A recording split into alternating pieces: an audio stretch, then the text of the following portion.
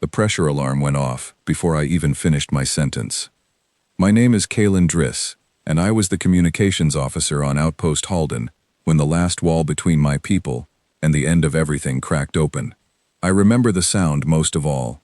Not the alarm, the silence underneath it, the kind of silence that comes when 300 people stop breathing at the same moment because they all understood, at once, that we were not going to survive the week. The Devourers had reached the outer ring. For 6 years we had watched them grow closer on the star charts, a slow gray stain spreading across the northern systems, consuming everything that had a heartbeat or a power core. 6 years of meetings, 6 years of promises from allied worlds that help was coming. 6 years of watching those same allied worlds go quiet, one by one, as the stain reached them too. Now it was our turn, and there was no one left to promise us anything. I sat at my station with my hands shaking over the console, trying to hold a voice steady that did not want to be steady. Commander Reth stood behind me, one hand gripping the back of my chair so hard I could hear the metal groan. "Send it," she said. "Send all of it, every frequency we have, including the sealed ones." She did not answer right away. The sealed frequencies were old law, older than either of us, drawn up by a council that no longer existed, to protect species that no longer existed either. There were channels on that list reserved for names our history teachers used as warnings, not contacts. Names attached to a single event 3 centuries ago, an event so brief and so total that the survivors who documented it never used the word war. They used the word lesson. "Including the sealed ones," Reth said. "Kalen, look at me. We are past the point where old fear is allowed to matter more than staying alive. Send it." My fingers moved before I let myself think about it twice. I opened every channel Outpost Halden had ever been built to use, and several it had never been meant to use, and I sent the same message across all of them at once, over and over, looping without pause. "This is Outpost Halden of the Coalition. We are under imminent attack by the Devourer swarm. We have no defense fleet remaining. We have civilians. We are requesting any aid, from any source, immediately." I sent it knowing that most of those channels led nowhere. Dead relays, abandoned listening posts. Empires that had already fallen silent months ago, their frequencies still open out of habit rather than hope. I sent it the way you throw something into the dark, not because you expect an answer, but because the alternative is standing still while the dark comes for you anyway. Then I sent it into the last channel, the sealed one, the one with no designation, no species name attached, only a warning stamped across it in 5 different old languages, all of them saying some version of the same thing. Do not use. Do not provoke. Some doors, once opened, cannot be closed again. I opened it anyway. For 11 minutes, nothing happened. I watched the tactical display instead, because I could not make myself watch the silence on the sealed channel. Small red shapes multiplied at the edge of our sensor range, more of them every few seconds. The swarm's forward scouts arriving ahead of the main mass the way insects arrive ahead of a storm front nobody can see yet but everybody can feel. Outpost Halden had 4 defense platforms left. The swarm's scout wave alone numbered in the hundreds. Reth was on the internal comm, giving orders to evacuate anyone without a combat assignment down to the shelter decks, her voice flat and controlled in a way that told me exactly how frightened she actually was. I had known her for 11 years. I had never heard her voice do that before. Then my console chimed. It was such a small sound, an ordinary notification tone, the kind that told you a supply shipment had cleared customs or a maintenance report had finished processing. It did not sound like the end of everything I understood about the universe, but it was. The sealed channel had a response. I stared at it for 3 full seconds before I trusted myself to open it, because for 3 seconds, I genuinely believed my instruments had failed. Nothing answered that channel. Nothing had answered that channel in 300 years. But the response indicator was steady and real, and underneath it a single line of text resolved on my screen, unencrypted, unadorned, sent in a dialect our translation systems recognized instantly because it had been cataloged exactly once, centuries ago, and never used since. Acknowledged. That was all. One word. No species designation, no fleet size, no estimated time of arrival, no request for coordinates. Nothing, that any reasonable person would expect from a request for military aid sent to a stranger, just acknowledged, like I had asked someone to confirm they received a routine memo, instead of begging them to save 300 lives from an unstoppable enemy.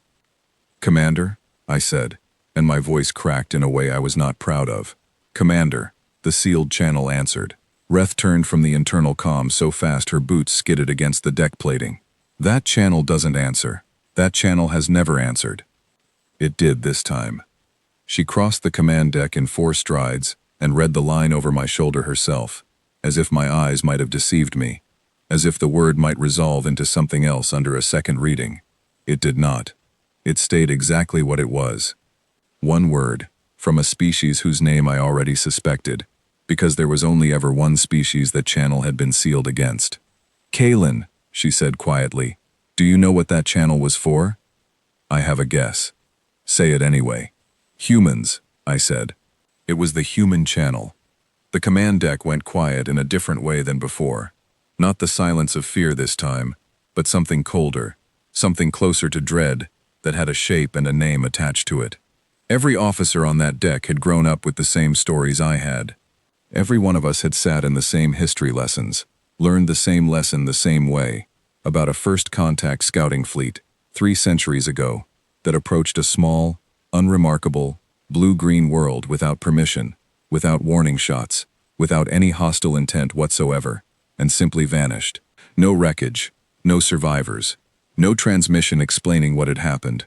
The fleet went in, and it did not come out, and the species responsible sent exactly one message afterward, addressed to no one and everyone at once, stating plainly that any future approach without invitation would be treated the same way. After that, the coalition and every ally it had ever known agreed on one thing without argument. You did not go looking for humans. You did not provoke humans. If you were fortunate enough to never need them, you counted that as one of the great fortunes of your existence, and you sealed their channel, and you taught your children never to open it. I had just opened it. "They're not sending help," someone else on the deck said, a young technician whose name I am ashamed to admit I have since forgotten, though I remember exactly how pale her face had gone. "They're coming here." "We don't know that," Reth said, though her tone suggested she believed it completely. "One word, Commander. They didn't ask a single question. They didn't ask how many attackers, how many defenders, what kind of aid we needed. Nothing. They just said acknowledged and closed the channel." That's not a rescue response. That's a confirmation. I did not have an answer for her, because I did not disagree. Something about that single word had settled into my chest like a stone, heavy and cold, and it did not move no matter how many times I told myself that help was help, regardless of who was sending it. The swarm's scout wave crossed into engagement range 11 minutes after that. Our platforms opened fire, and for a while the tactical display was the only thing any of us could afford to look at. Streams of red closing on our position from 3 directions, while our own defensive fire chipped away at their numbers too slowly to matter. Outpost Halden's shields flared under the first direct hits, and somewhere below decks I could hear, even through layers of hull and bulkhead, the low groan of a structure being asked to survive something it had never been designed to survive. I kept my station because someone had to keep transmitting our position, our status, the diminishing truth of how many defense platforms we had left, in case that single acknowledged from the sealed channel meant anything at all. I told myself it was hope. I am not certain, even now, that it was not something closer to surrender, the simple human instinct, borrowed without meaning to keep speaking, even when you no longer expect an answer. Then the sensors screamed. Not an alarm this time. A genuine spike, sharp and immediate, a mass reading appearing out of nothing at the very edge of our detection range, exactly where no mass reading should have been able to appear without hours of warning first. Every head on the command deck turned toward the display at once. One contact, small. Far smaller than I expected, smaller than any single vessel our own fleet would have sent to answer a distress call of this size. It did not match any hull signature in our database, not even an approximate match, as if our sensors had simply never been built with the correct assumptions to categorize what they were looking at. "Identify," Reth barked, though I think she already suspected the answer. I ran the query twice before I trusted the result enough to speak it aloud. It's transmitting an identifier, I said. Vessel designation, second chance. Registry flag, human. Nobody on the command deck said anything for a long moment. The swarm's fire continued to hammer our shields, red icons still crawling closer on the display. And somewhere in the middle of all that noise and light and fear, a single small ship dropped out of faster-than-light travel, less than 2 minutes from our position. Arriving not as a fleet, not as an armada, not as anything the size and shape of the aid we had asked for, but as one ship, alone, moving toward the largest hostile force any of us had ever faced, as if it had already decided, before it even arrived, exactly what it intended to do about it. The channel opened again on its own. A voice this time, not text, calm, unhurried, almost bored, in a way that felt more unsettling than any amount of urgency could have. Outpost Halden, this is Captain Mara Voss of the human vessel Second Chance. Responding to your distress call. I have your position. Hold what you've got. We're coming in. I sat frozen at my console, staring at the single contact on the display as it began its final approach, and I understood, with a clarity that frightened me more than the swarm ever had, that whatever answer we had just received to our prayer for salvation, it was not going to look like salvation at all. It was going to look like something else entirely, something our histories had spent 3 centuries warning us never to invite into our lives, and we had invited it anyway, because the alternative had been certain death, and certain death, it turned out, was exactly the kind of problem humans did not consider a problem at all. The swarm's forward scouts noticed the new arrival almost immediately. Their attack pattern shifted, dozens of red icons breaking formation to converge on the single small ship instead of continuing their assault on our platforms, as if some instinct buried deep in whatever passed for their collective intelligence recognized a greater threat the moment it appeared.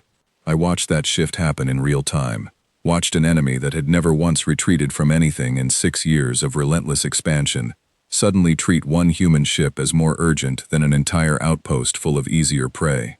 They're changing target priority, the young technician said, disbelief thick in her voice. The whole scout wave. They're going after the human ship first. Reth did not answer her. She was staring at the display with an expression I had never seen on her face before. Not during 6 years of retreat. Not during the darkest briefings about the swarm's advance. Not even a few minutes earlier, when death had felt close enough to touch. It was not fear anymore. It was something closer to awe, tangled together with a dread that had no bottom to it. The specific feeling of watching something enormous and unknowable choose, of its own free will, to walk directly into the worst thing you had ever seen, without hesitation, without fear, and without asking you a single question about whether it was a good idea. The human ship kept coming, straight into the scout wave, straight into more hostile fire than any vessel that size should have been able to survive for longer than a few seconds. And it did not slow down at all. The first scout ship died before I even understood what I was watching. There was no long exchange of fire, no cautious testing of shields, none of the slow escalation I had watched play out 1,000 times against the swarm over 6 years of war. The human vessel Second Chance simply altered course by a fraction, fired something I could not identify on any sensor profile in our database, and one of the swarm's scouts came apart in a burst of light that our own platforms had never managed to produce against a target that size. Not once, in 6 years of trying. "Confirm that reading," Reth said, her voice tight. "Confirm it." "Confirmed," I said. One scout destroyed. Single shot. The rest of the scout wave, 30 or more vessels that had abandoned their attack on Outpost Halden to converge on this one ship, adjusted their formation and pressed the assault, surrounding Second Chance from every angle our sensors could track. I braced myself for what I expected to happen next, because I had watched larger coalition vessels overwhelmed by fewer attackers than that. I expected the human ship to break formation, to retreat, to call for the kind of reinforcement that never actually came for anyone who called for it. Instead, Second Chance turned into the formation, instead of away from it. I do not have adequate words to describe the maneuver that followed, even now, with time to reflect on it. It was not the disciplined, formation-based combat our own pilots trained for. It was something closer to controlled chaos, the ship weaving between incoming fire at angles that should not have been survivable, closing distance with individual scouts rather than maintaining range, using the wreckage of the first destroyed vessel as cover against a second before that wreckage had even finished expanding outward. Every choice looked reckless. Every choice worked. "She's not evading," the young technician said, watching the display with her hands pressed flat against her console. "She's hurting them. Look at the pattern. She's pushing them into each other." She was right. I could see it once she said it aloud, the way Second Chance's movements were not simply about survival, but about positioning, forcing the scout wave to bunch together in ways that made their own coordinated fire dangerous to themselves, exploiting a weakness in how the swarm shared targeting data that none of our tactical analysts had ever identified in 6 years of study. 2 scouts collided trying to intercept the human ship's path.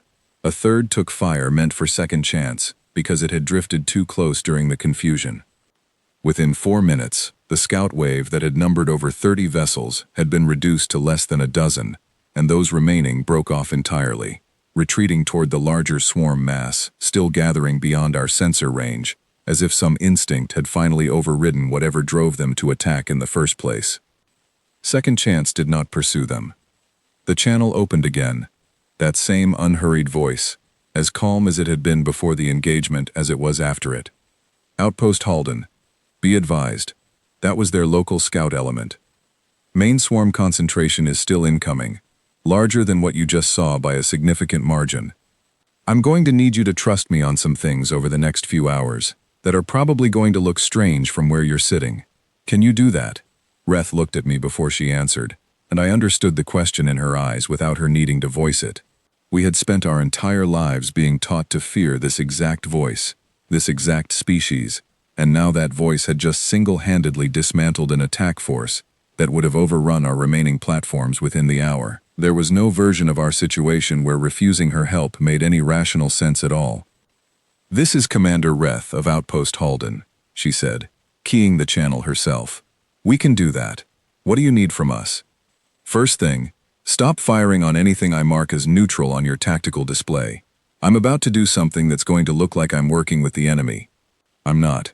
Second thing, get your medical staff ready, because some of what's coming next is going to produce casualties on your side no matter how well this goes. Third thing, and this is the important one, whatever you see me do in the next hour, do not send anyone outside your shielded perimeter to help me. I mean that. Nobody outside the shields. Are we clear?" "Clear," Reth said, though I could hear how much the instruction unsettled her. Commanders were not accustomed to being told to withhold aid from an ally under attack. It went against every principle of coordinated defense our military doctrine had ever taught. I did not understand what Second Chance intended to do until it began doing it, and even then I understood only the shape of it, not the reason. The ship moved toward the debris field left behind by the destroyed scouts, and instead of continuing on to meet the approaching main swarm force, it stopped there, hovering motionless among the wreckage while the larger mass closed the distance. I watched the tactical display with a rising sense of confusion that edged toward panic, because every instinct I had built over 6 years of war told me that stopping to hover in open space while an enormous hostile force approached was the single worst tactical decision anyone could make. "What is she doing?" the young technician whispered. "Why isn't she moving?" I did not have an answer, and neither did Reth, and for several long minutes, none of us had anything to do but watch the display and wait to find out. The main swarm force arrived in full a short while later, a mass so large it filled a significant portion of our sensor range on its own, hundreds of vessels moving in the loose, organic formation that had become the swarm's signature across 6 years of relentless expansion. Against that force, Outpost Halden's remaining platforms looked exactly as inadequate as they were, 4 aging defense structures against an enemy that had already consumed 40 systems without slowing down once. I expected Second Chance to finally move, to retreat toward our shields or attempt some new maneuver against the approaching horde. Instead, the ship remained exactly where it was, motionless among the wreckage, and a message came through the channel that made my blood run cold, in a way the swarm itself had never managed. "Commander Reth, I need you to hold fire on my position specifically, even after the main force engages me directly." I know how that sounds. I need you to trust it anyway. "You want us to let them attack you without support." "I want you to let me handle something you can't help me with," Trust me, Commander. I've done this before. The main swarm force closed on Second Chance's position within minutes, and unlike the scout wave before it, this force did not simply attack the ship head-on. It surrounded the wreckage field entirely, hundreds of vessels forming a loose sphere around the human ship's position, and for a long moment, nothing happened at all. No weapons fire, no maneuvering, just a vast, silent standoff between one small vessel and an enemy force large enough to erase entire star systems. They're not attacking, Reth said, disbelief plain in her voice. Why aren't they attacking? I studied the sensor data as closely as I could, searching for an explanation, and found something in the readings that made no sense against anything I understood about the swarm's behavior across 6 years of documented engagements. The debris field around Second Chance, the wreckage from the destroyed scout vessels, was producing an energy signature that had not been present a few minutes earlier.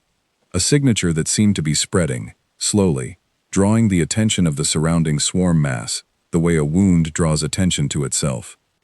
She's using the wreckage, I said slowly, working through the implication as I spoke it aloud.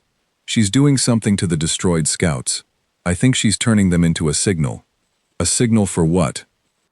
I did not have to answer, because the swarm answered for me a few moments later, when a significant portion of the surrounding mass broke formation and began converging on the debris field itself, ignoring Second Chance entirely, tearing into the wreckage of their own destroyed scouts, with an aggression that looked almost frantic, almost desperate, nothing like the calm, methodical consumption we had observed from the swarm across 6 years of watching them devour everything in their path.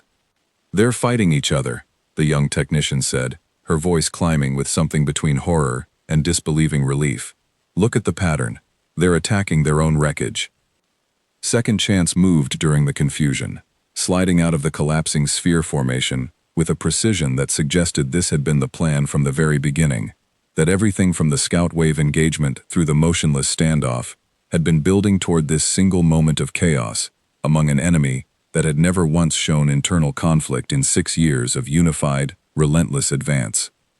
The channel opened one more time as the ship cleared the debris field entirely, Captain Voss's voice carrying an edge of something that might have been satisfaction, or might have simply been exhaustion disguised as calm. Commander Reth, that's going to buy us a few hours while their local hive coordination sorts itself back out. I'm not going to lie to you about what I just did, or how I did it, because you deserve better than that from someone who answered your distress call. But I need you to understand something important before we go any further, and I need you to hear it clearly. What you just watched is not the hard part. What comes next is the hard part, and it's going to ask more of your people than a fight ever could. Reth did not respond right away. She stood at the center of the command deck with her hands still gripping the back of my chair, watching the tactical display where the swarm's main force continued to tear at itself in confusion. An enemy that had never before shown a single crack in its unity, now unraveling, because one small human ship had found a weakness none of us had known existed after 6 years of careful, desperate study. Understood, Reth finally said, though her voice carried a weight I recognized. The particular weight of someone agreeing to something before they fully understood what they were agreeing to. Second Chance, dock at Platform 3. We'll have a berth ready. Copy that, Commander. See you in 10 minutes. I sat back from my console for the first time in nearly an hour, my hands finally steady enough to notice how badly they had been shaking before, and I looked at the tactical display one more time before Reth called the command deck back to order. The swarm's confusion would not last forever. We all understood that. But for the first time in 6 years of retreat, of loss, of watching every ally we had ever known fall silent one by one, Outpost Halden had bought itself hours instead of minutes, and it had done so because a species we had spent 3 centuries being taught to fear had answered a distress call that everyone else in the galaxy had chosen to ignore. I did not know, sitting there in the quiet aftermath of that first engagement, that the fear our histories had taught us was not wrong. It was simply incomplete. I would learn the rest of it soon enough, in the hours that followed, when Captain Mara Voss stepped off her ship, and I finally understood exactly what kind of help we had actually invited into our lives. She looked nothing like what I expected, and that was somehow worse than if she had looked exactly as terrifying as our histories described. I stood at the edge of Platform 3 with Commander Reth, and a small honor detachment that felt increasingly unnecessary the longer we waited. All of us dressed in formal uniforms that suddenly felt like an overreaction for a woman who stepped off her ship wearing simple gray fatigues with no visible rank markings, no ceremonial weapon, nothing that suggested she considered this moment significant in any way.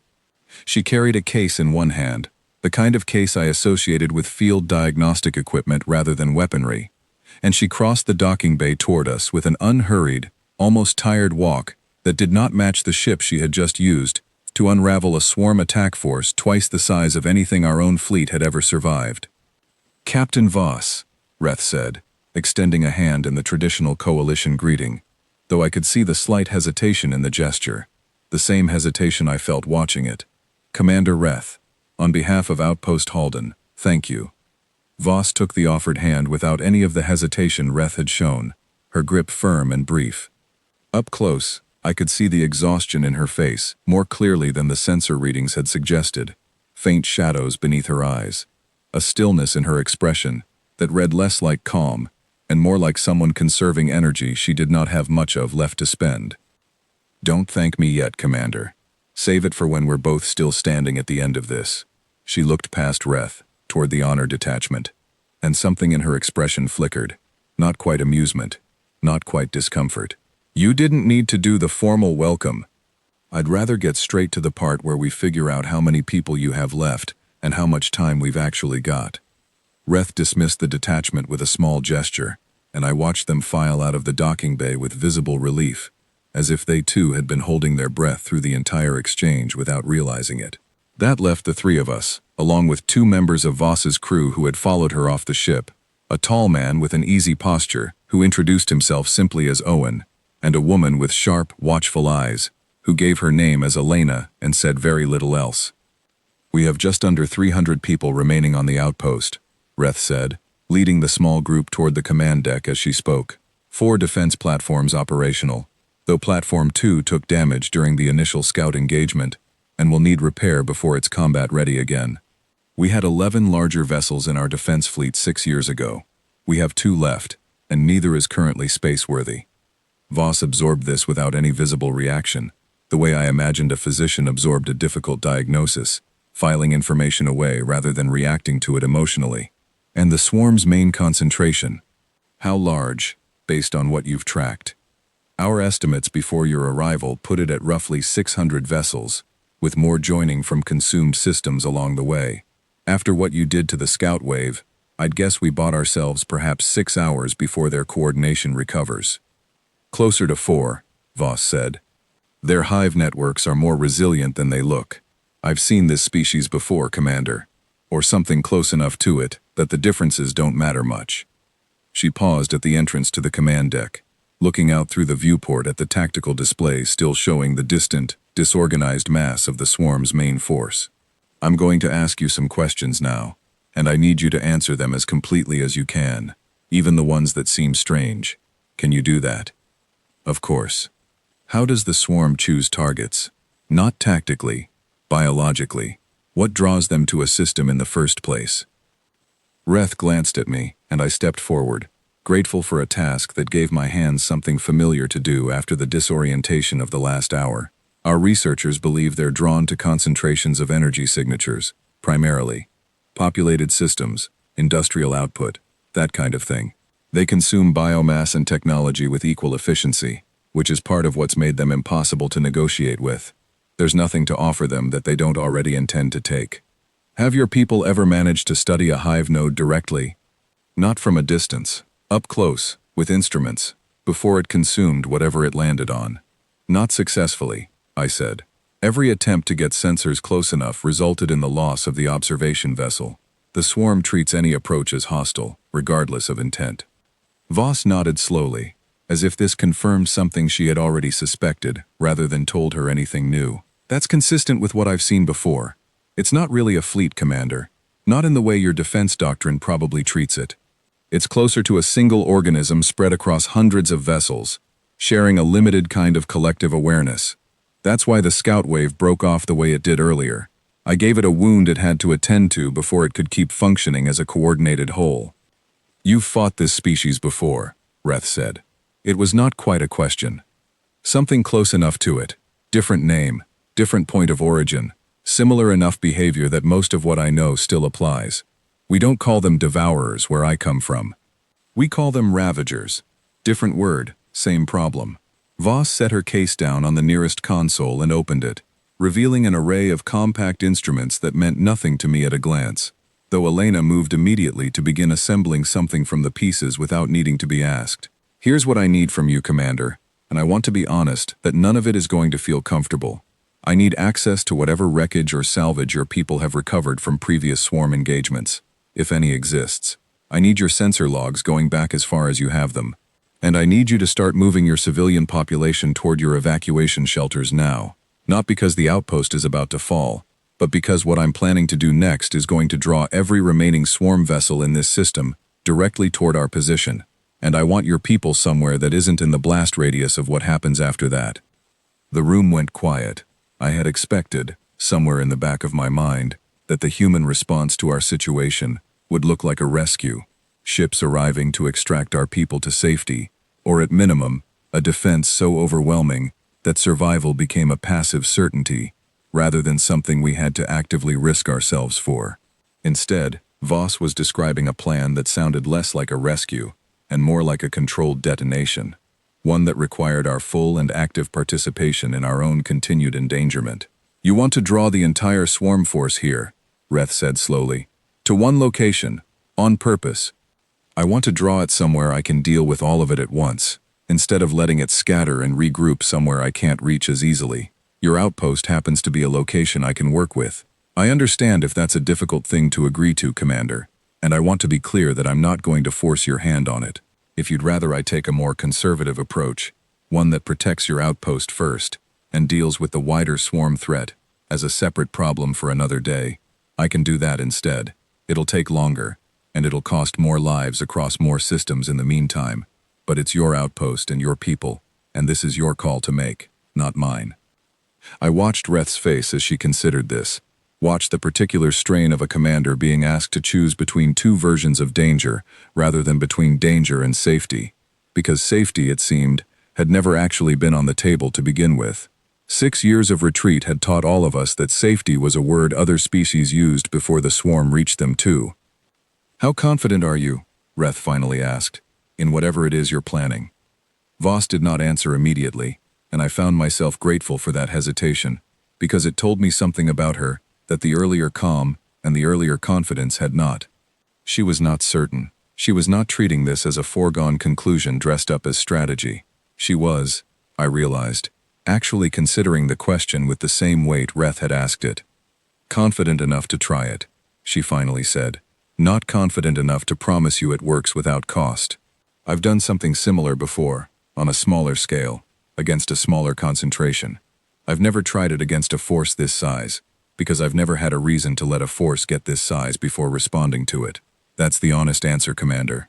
I think it works. I can't promise it. There was something almost startling about hearing that admission spoken so plainly, without any of the reassuring confidence I had expected from a species our history had spent 3 centuries describing as unstoppable. It did not make me trust her less. If anything, the honesty made the trust feel more real than it had a few minutes earlier, when her calm alone had done all the convincing. Do it, Reth said. Whatever you need from us, you'll have it. I'll start the evacuation to the shelters immediately. Voss nodded once, businesslike again, the brief window of visible uncertainty closing as quickly as it had opened. Kaelin, was it? She said, turning toward me directly for the first time, and I was surprised she had caught my name from the earlier exchange with Reth. I'm going to need your help pulling every sensor log your outpost has on swarm activity, going back as far as your archives go. You know this system's data architecture better than my crew does, and we don't have time for them to learn it from scratch. Of course, Captain. Mara's fine. We're going to be working closely together for the next several hours, and I find the formality slows things down more than it helps. She offered a brief, tired smile, the first genuine warmth I had seen from her since she stepped off the ship. Let's go save your outpost, Kaelin, and after that, we'll talk about the parts of this you're probably not going to like. I did not understand, in that moment, what she meant by the parts I was not going to like. I understood only that I had just agreed to help plan something that would either save what remained of my home or ensure its ending arrived faster than the 6 years of slow retreat that had preceded it, and that the woman asking for my help belonged to a species my entire life had taught me to fear above all others. I followed her toward the data archive anyway, because the alternative, standing still while the swarm's coordination recovered and the main force resumed its advance, was no longer a choice any of us could afford to make. The archive room felt smaller, with 3 of us crowded into it, cables running from Mara's field equipment into our ancient data terminals in configurations our own technicians would never have attempted, adapters improvised from spare parts Elena had assembled, with a speed that suggested this was not the first time she had needed to make incompatible technology cooperate under pressure. I spent the first hour simply retrieving records, pulling every sensor log, every engagement report, every fragment of data our outpost had gathered on swarm behavior across 6 years of watching them approach. Mara worked beside me largely in silence, her attention fixed on the readouts with an intensity that reminded me, uncomfortably, of a predator studying prey, except the prey in question was an enemy that had consumed 40 systems without slowing down once, and watching someone study it that closely, that hungrily, told me something about her that unsettled me, even as it reassured me. "Here," she said eventually, freezing one particular log on the display between us. "This one. Run it again, slower." I complied, pulling up the recording of an engagement from roughly a year earlier, one of our outer relay stations that had detected a small swarm scouting force, and recorded its approach before the station itself was overwhelmed. The footage was fragmentary, damaged by the same energy discharge that had ultimately destroyed the station, but it showed enough. A dozen swarm vessels approaching in the loose, organic formation I had grown sickeningly familiar with over the years, moving with a coordination that looked less like military discipline and more like a single creature extending several limbs toward the same target at once. "There," Mara said, pointing to a brief flicker in the formation just before the recording cut out. "Do you see that? Right before they broke into an attack pattern." I did not see anything unusual at first, and I told her so, and she did not seem frustrated by my confusion, only patient in a way that made me wonder how many times she had needed to explain this exact thing to someone else before me. "Watch the spacing between the vessels.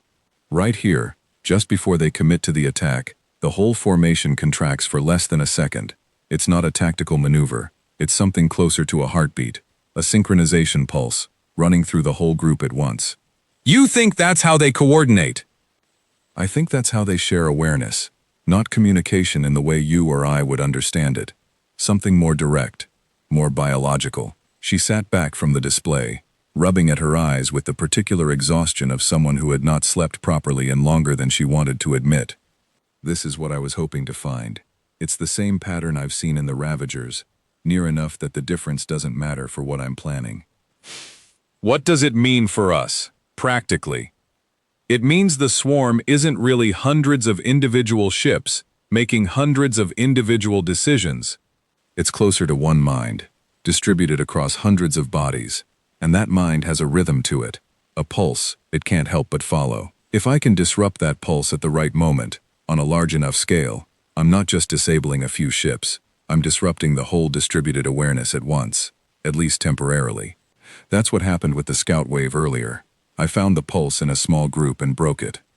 What I'm planning now is the same idea, scaled up to the entire main force."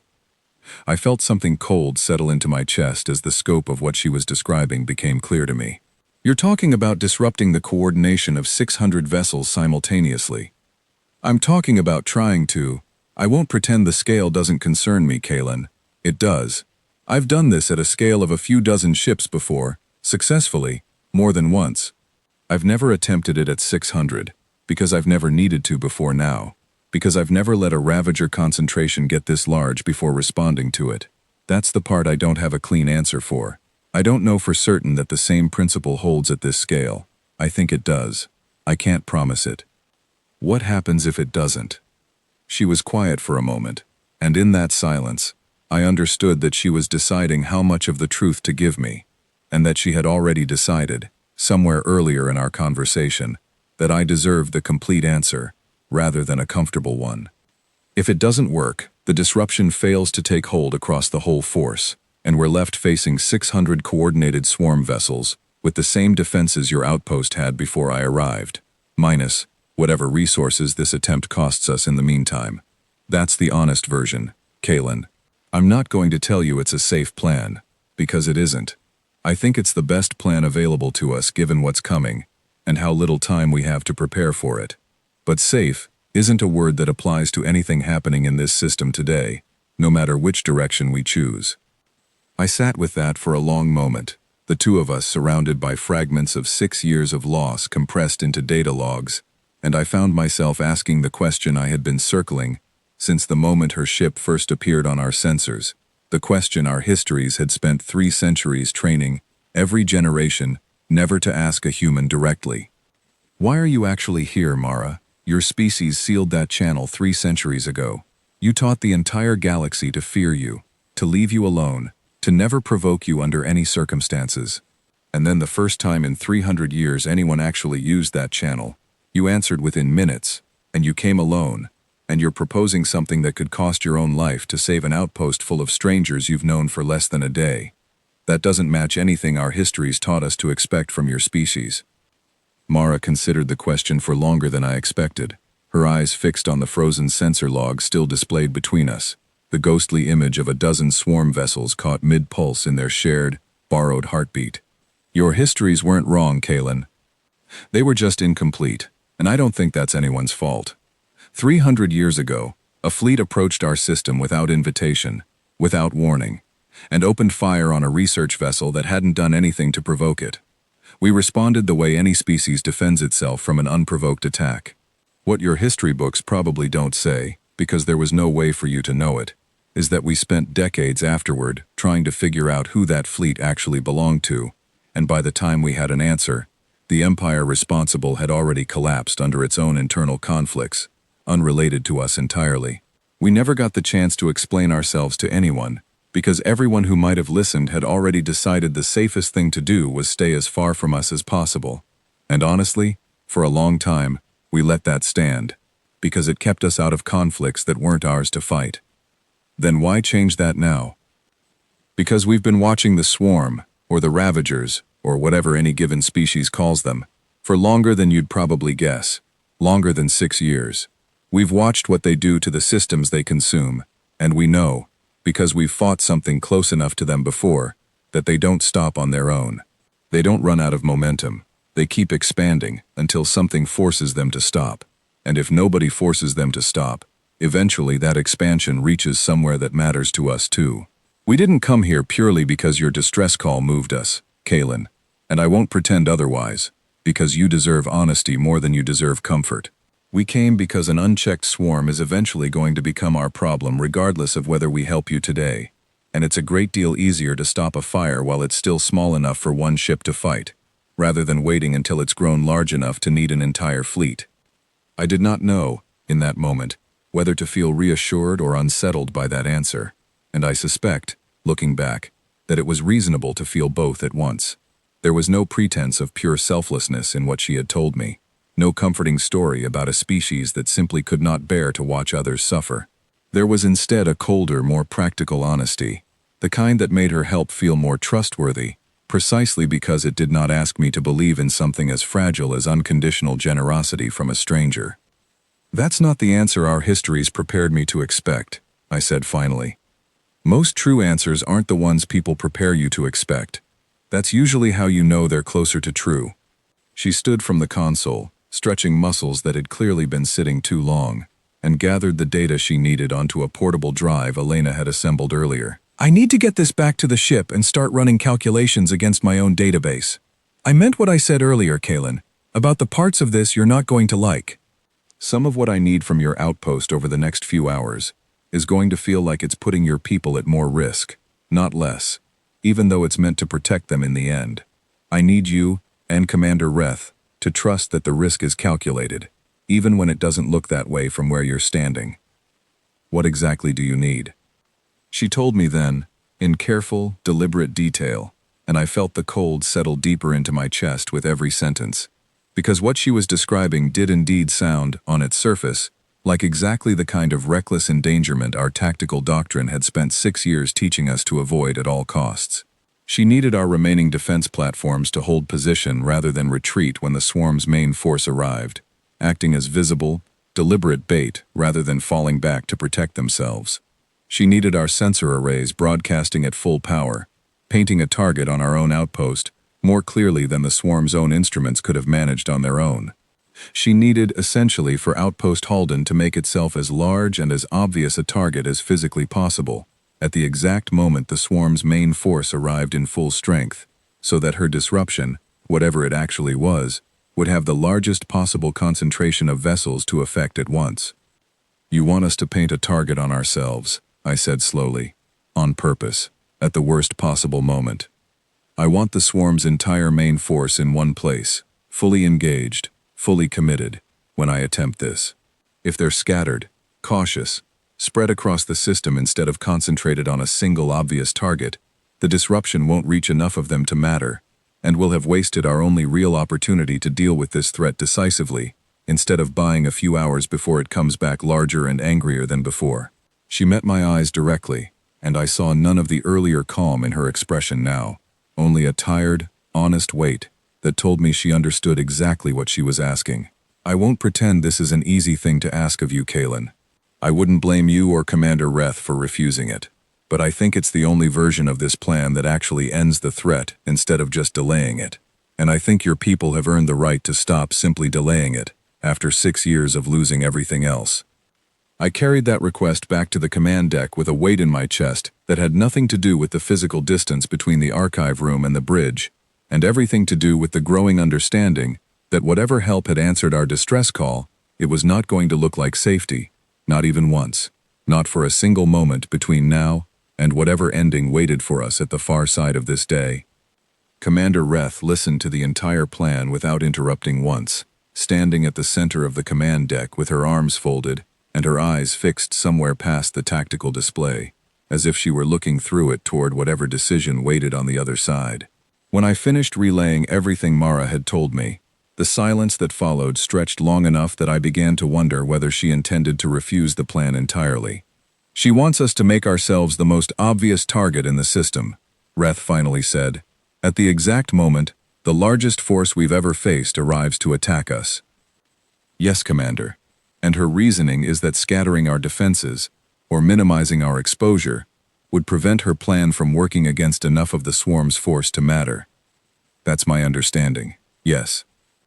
Reth was quiet again, and I watched her weigh 6 years of hard-earned caution against a stranger's plan that violated nearly every principle that caution had been built on. I did not envy her position.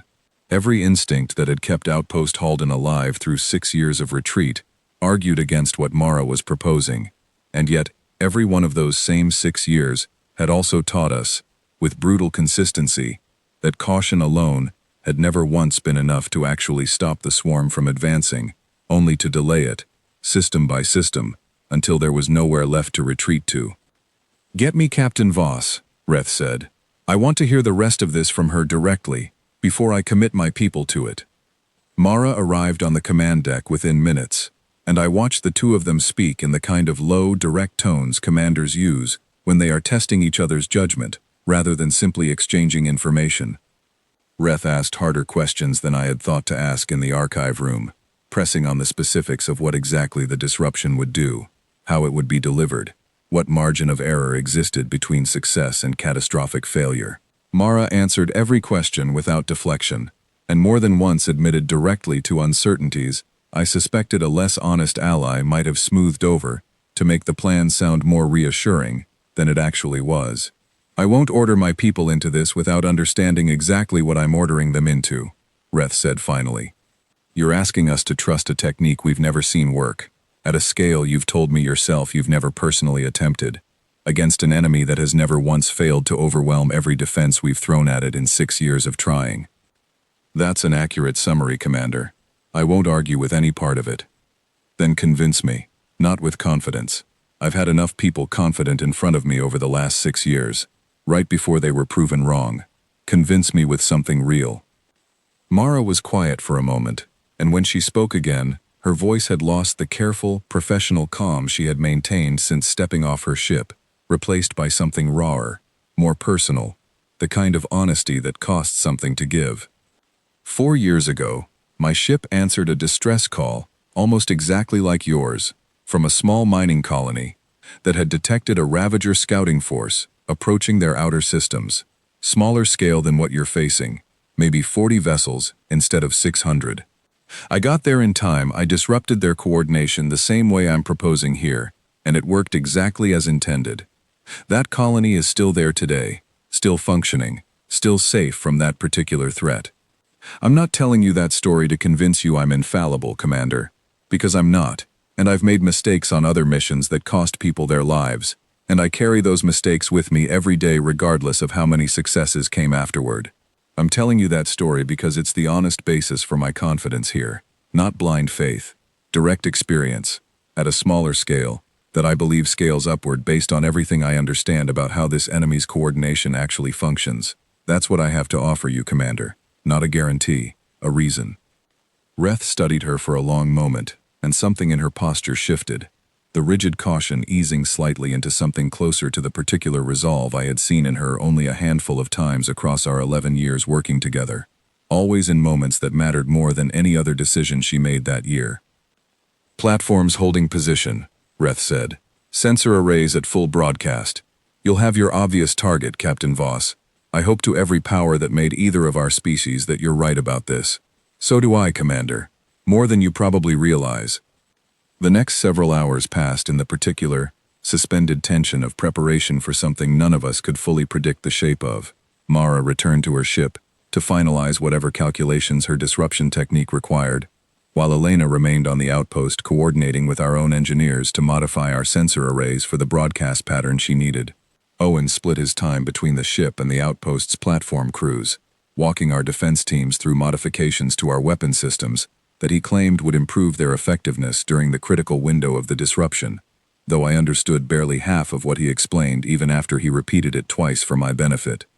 I spent most of that time at my communications station, monitoring the swarm's main force as it continued its slow, methodical advance toward our position, its coordination visibly recovering from the confusion Mara had introduced hours earlier. By the time the force crossed into what our tactical analysts estimated as final engagement range, the disorganized scattering I had watched with relief hours before had reformed into the same tight, purposeful formation the swarm had always used to overwhelm everything in its path.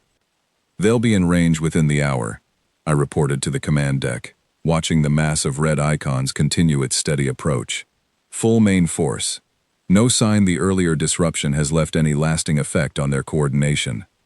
Understood, Reth said, and I could hear the effort it cost her to keep her voice level. All platforms, maintain position.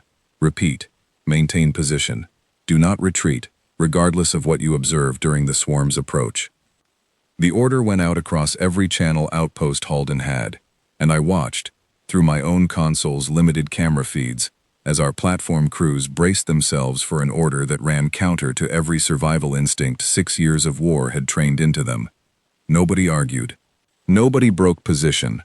Whatever fear existed on those platforms, and I have no doubt it was considerable, our people held their ground anyway, trusting a plan built on a stranger's honesty rather than certainty, because the alternative had already proven itself insufficient too many times before.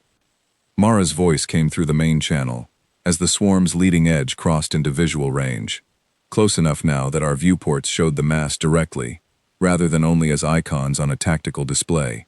Hundreds of vessels moving with the same terrible organic coordination that had consumed 40 systems before ours. Everyone hold what you've got, she said, her voice carrying an edge of focus I had not heard from her before, all the earlier calm compressed into something sharper, more immediate. This is going to look bad before it looks better. I need you to trust the plan through the part where it looks bad.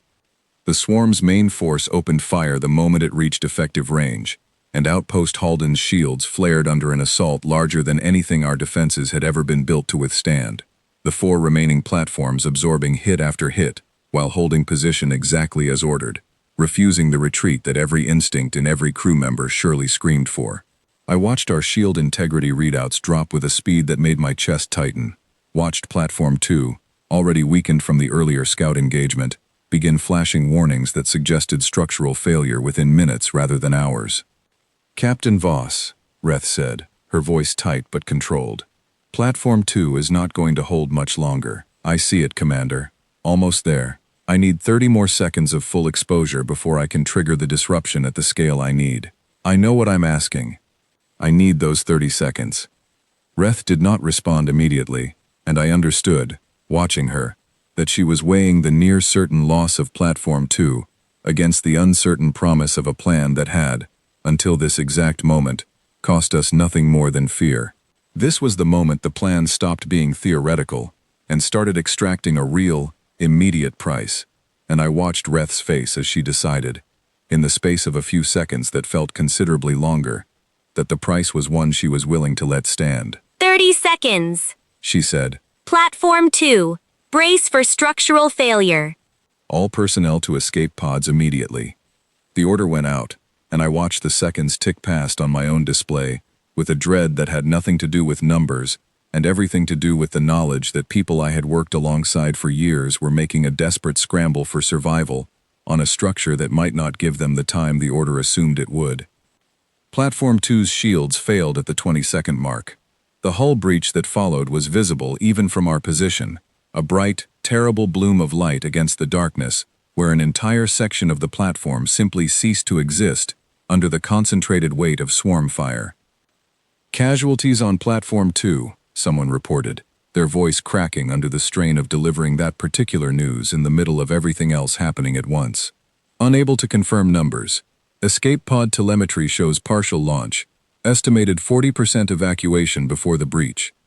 I felt the loss settle into the command deck like a physical weight, and I understood, watching Reth's face go rigid with grief. She had no time to actually feel yet, that whatever came next, this cost was already permanent, already real, regardless of whether the rest of the plan succeeded or failed. Then Mara's voice came through the channel again, and this time it carried something I had not heard from her before, a note of pure, focused intent that told me, before she said another word, that the moment she had been waiting for had finally arrived. Now, whatever second chance released into the space between our outpost and the swarm's main force, I have never found the correct words to describe it. Not in my own language and not in the borrowed fragments of human terminology Mara later offered when I asked her directly. It was not a weapon in any conventional sense. There was no explosion, no visible beam of destructive energy, none of the familiar signatures our sensors had spent 6 years learning to track and fear.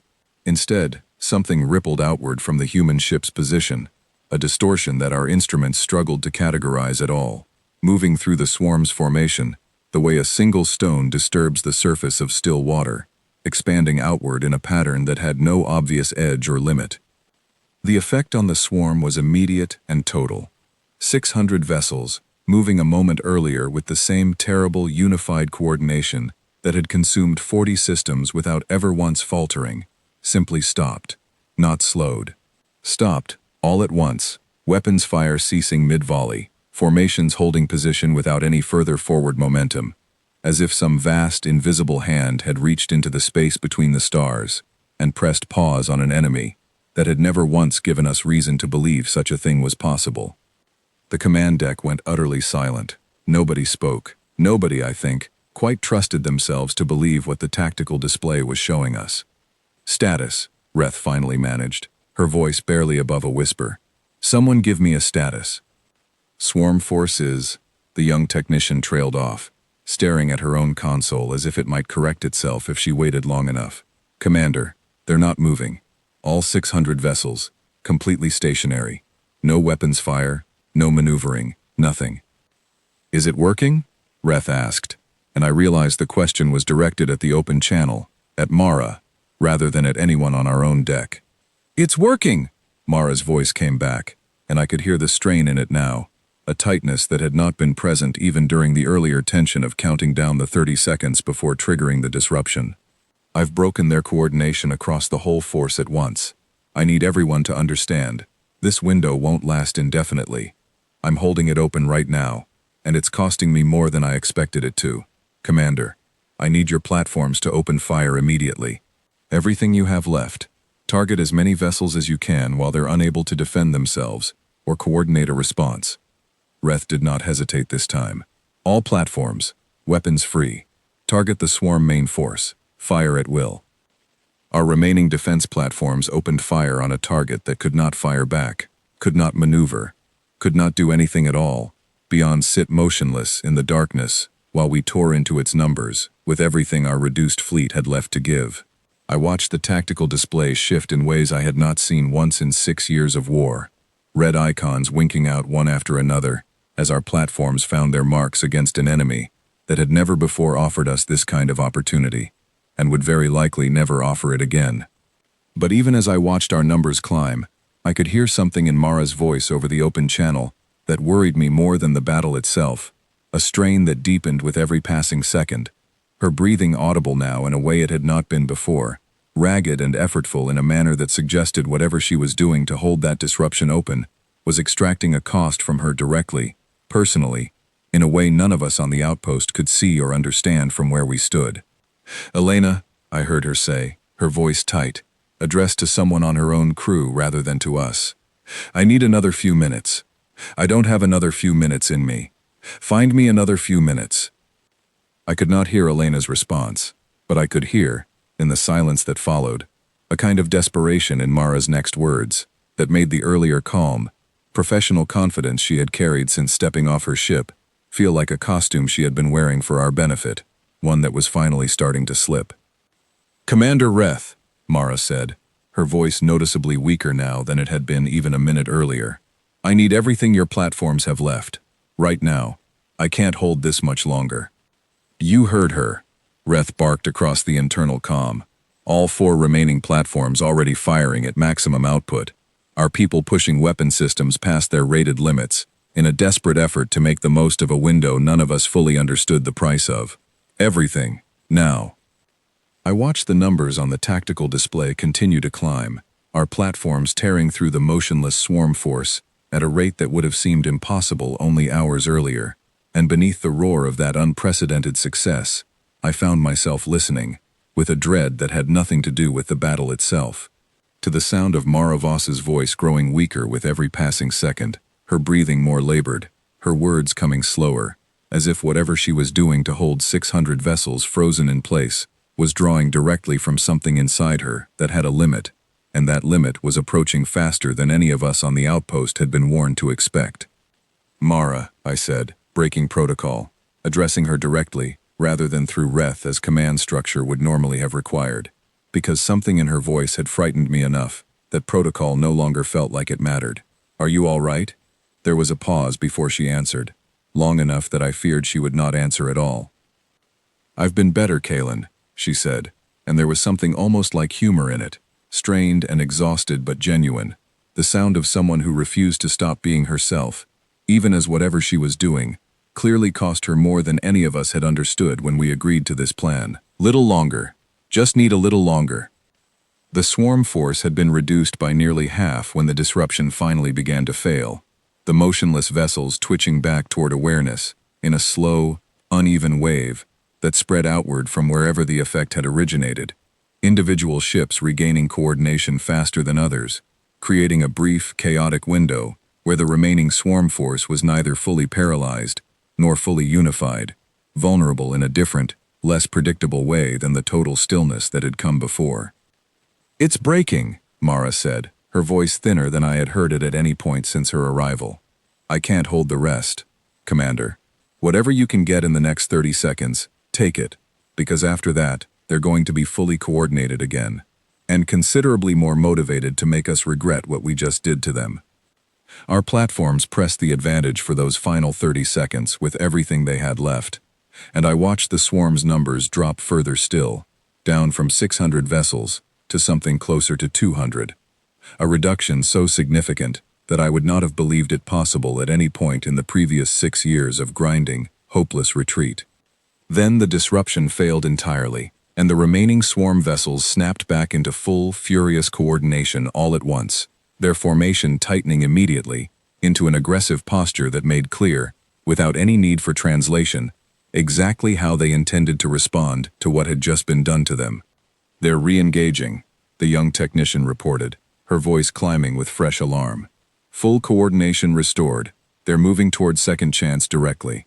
Commander, they're ignoring the outpost entirely. They're going straight for the human ship. I looked toward the section of the tactical display showing second chance's position and felt my chest tighten in a new and different way, because the small human vessel that had spent the last several hours holding an impossible disruption open through what was clearly enormous personal cost was now the singular target of 200 furious, fully coordinated swarm vessels, and it did not look, from where I stood, like the ship had anything left to give in its own defense. Mara, I said again, unable to keep the fear from my own voice this time. They're coming for you. Can you move? Can you retreat? The pause before her answer stretched long enough that I felt something cold settle permanently into my chest, and when she finally spoke, her voice was barely more than a whisper, stripped of every trace of the calm, capable confidence she had carried since the moment she first stepped off her ship into our docking bay. "Working on it, Kalen," she said. "Working on it." 200 vessels closed on a single, exhausted ship, and every instinct I had built across 6 years of watching allies die told me I was about to witness the end of the only reason our outpost still had a chance at survival. "Commander," I said, turning from my console toward Reth with an urgency I had not allowed myself to show since this entire ordeal began. "We have to do something. We can't just watch this happen." Reth's face was carved from the same grief and determination I felt rising in my own chest, and I watched her make the calculation every commander eventually has to make, weighing the remaining strength of our platforms against a debt that had, in the space of a few hours, become impossible to ignore. "All platforms, redirect fire toward the swarm force pursuing second chance. Draw their attention if you can. Cover her retreat." "Belay that," Mara's voice cut through the channel, weak but unmistakably firm, the exhaustion in it not diminishing the authority behind the words at all. "Commander, do not redirect your platforms. You'll lose them for nothing. I told you not to send help outside your shields, and I meant it. This part isn't yours to fix." "You held that disruption open for us," Reth said, her voice tight. "You lost Platform 2's crew members waiting on us to get into position. I am not going to sit here and watch you die because I decided your sacrifice only counted if it was convenient for me to accept it." There was a pause, and even through the strain in her voice, I thought I heard something that might have been surprise in Mara's response, as if she had not expected that particular argument, had not expected an alien commander she had known for less than a day to push back against her own explicit instructions, out of something that sounded remarkably like loyalty. "Copy that, Commander," she said finally. "Appreciated. But I need you to trust me on this specific point, the same way you trusted me on the disruption. My ship has more left in it than it looks like from your sensors. I need your platforms intact for what comes after this, not spent chasing a fight you can't actually help me win. Hold position. Let me handle my own retreat." Reth hesitated, and I watched her weigh that instruction against every protective instinct in her body, before finally, reluctantly, giving the order to hold. "Platforms, hold position. Stand by to provide covering fire only if she comes within range." On the tactical display, second chance began to move, and I realized, watching the pattern of that movement, that whatever reserve of strength Mara had claimed to still possess was not a bluff meant to spare our platforms an unnecessary risk. The ship pulled away from the closing swarm formation with a burst of speed that seemed to come from nowhere, weaving through the leading edge of pursuing vessels with the same reckless, precise confidence I had watched during the scout wave engagement hours earlier. Except now, every maneuver looked like it was being executed by someone running on fumes, each turn slightly less smooth than the last, each near miss slightly closer than the one before it. "She's heading toward the debris field," the young technician said, tracking the ship's course against the wreckage still drifting from the earlier engagements. "Same tactic as before?" I did not think it was the same tactic, and I was right, because what Mara did next was not a repeat of the earlier maneuver at all. Instead of using the wreckage as a lure, second chance dove directly into the densest part of the debris field and vanished from clean sensor tracking entirely, the scattered wreckage interfering with the swarm's pursuit in a way that felt less like clever strategy and more like a wounded creature seeking cover, using whatever the terrain offered, because it no longer had the strength to outmaneuver its pursuers in open space. The pursuing swarm vessels slowed at the edge of the debris field, their formation hesitating in a way that reminded me, with an unsettling clarity, of predators who have learned through hard experience that dense cover sometimes conceals a trap rather than an easy kill.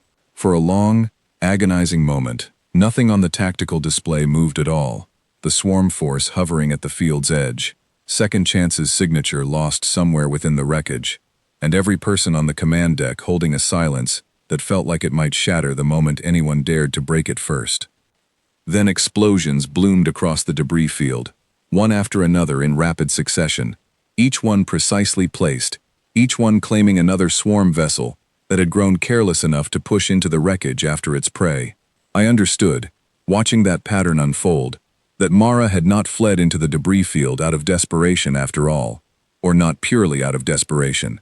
She had turned her own vulnerability into one final trap, using the last of whatever strength she had left to make her pursuers pay dearly for every meter of ground they gained toward her. "She's still fighting," Reth breathed, something like disbelief and something like awe tangled together in her voice. The remaining swarm vessels broke off the pursuit within minutes, their numbers thinned further by the ambush in the wreckage, retreating from the debris field entirely, rather than risk further losses chasing a target that had proven, again and again throughout this endless day, that it was never as helpless as it appeared. I watched the tactical display with my heart in my throat as the swarm's remaining force, reduced from 600 vessels to barely 150, pulled back beyond the edge of our sensor range entirely, abandoning the engagement altogether, retreating toward whatever remained of their supply lines, with a caution I had never once seen from this enemy in 6 years of relentless advance. For the first time since the distress call had gone out, the tactical display showed no hostile contacts at all. "Second Chance," Reth said into the open channel, her voice careful, uncertain, afraid to hope too openly. "Captain Voss, please respond." The silence that followed stretched long enough that I felt something close to despair settling into the pit of my stomach, and I found myself gripping the edge of my console with both hands, willing the channel to open, willing that tired, honest voice to answer one more time. "Still here, Commander," Mara finally said, and though her voice was faint and clearly exhausted beyond anything I could properly imagine, it carried an unmistakable note of relief, barely, but still here. "Give me a minute before you expect anything more coherent out of me than that."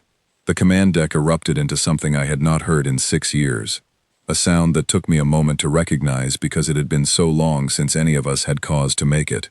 Cheering, scattered and disbelieving at first, then building as the reality of what had just happened settled over everyone at once. We had not simply survived another day, we had, for the first time since the swarm first appeared on our star charts, actually won. Second Chance emerged from the debris field a short while later, moving slowly, visibly scarred along one side of its hull, where something had clearly struck too close during that final engagement, and I watched it dock at Platform 3, with a gentleness that suggested even simple maneuvering had become a strain for whatever systems remained functional aboard the ship. I met Mara at the docking bay again, though this time there was no honor detachment, no formal uniforms, only Reth and myself, and a growing crowd of outpost personnel who had begun to gather once word spread that the swarm had actually retreated. Mara stepped off her ship more slowly than she had the first time, leaning briefly against the doorway, before straightening with visible effort, Owen and Elena close behind her, both of them looking nearly as exhausted as their captain. 280 vessels destroyed, Reth said, her voice thick with an emotion I had never heard from her before, not once in 11 years of working alongside her. The remainder in full retreat, no sign of regrouping within sensor range. "Captain Voss, I don't have adequate words for what you just did for us." "You don't need adequate words, Commander. You need to use the time this bought you." Mara's voice was steadier now, though still carrying the rough edges of exhaustion. "That retreating force isn't gone. It's wounded, and it's going to reassess before it comes back, which gives you time to rebuild your defenses, gather whatever allies you can still reach, and prepare for the possibility that this isn't over, just because today went better than any of us had a right to expect." "How long do we have?" "Honestly, I don't know.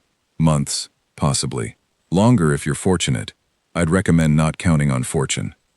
I found myself studying her as she spoke, the exhaustion evident in every line of her posture, the visible cost of everything she had done for people who had been strangers to her less than a full day earlier, and I felt the old fear our histories had taught us settling into something different now, something that no longer resembled simple dread.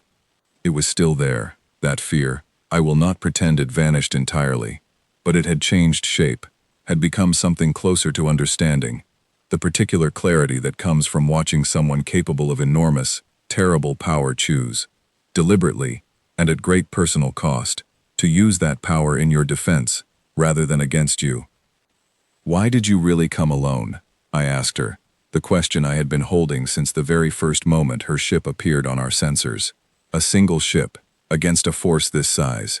Any reasonable strategist would have waited for reinforcements, would have assembled a proper fleet before engaging a threat this large.